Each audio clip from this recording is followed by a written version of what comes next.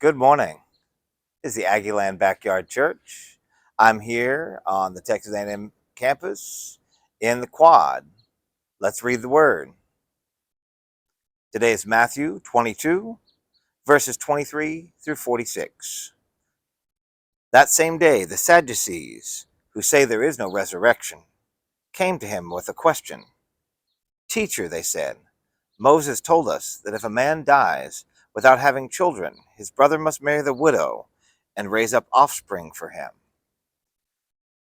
Now there were 7 brothers among us. The first one married and died, and since he had no children, he left his wife to his brother. The same thing happened to the second and third brother, right on down to the 7th. Finally, the woman died. Now then, at the resurrection, whose wife will she be of the 7, since all of them were married to her? Jesus replied, You are in error because you do not know the Scriptures or the power of God.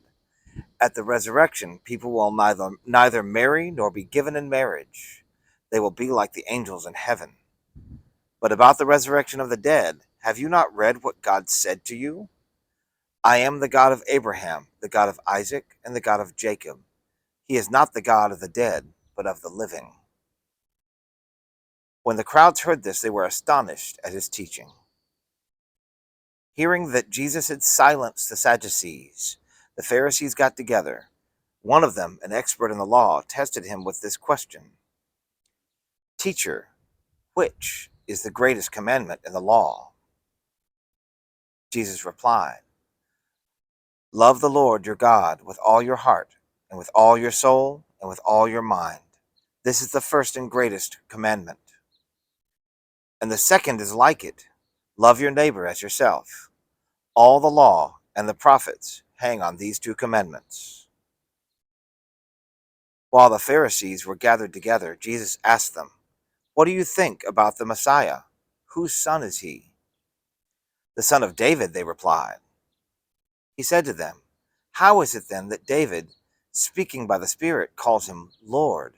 For he says, The Lord said to my Lord, Sit at my right hand, until I put your enemies under your feet. If then David calls him Lord, how can he be his son? No one could say a word in reply, and from that day on, no one dared to ask him any more questions. That's the word of the Lord. Have a great day.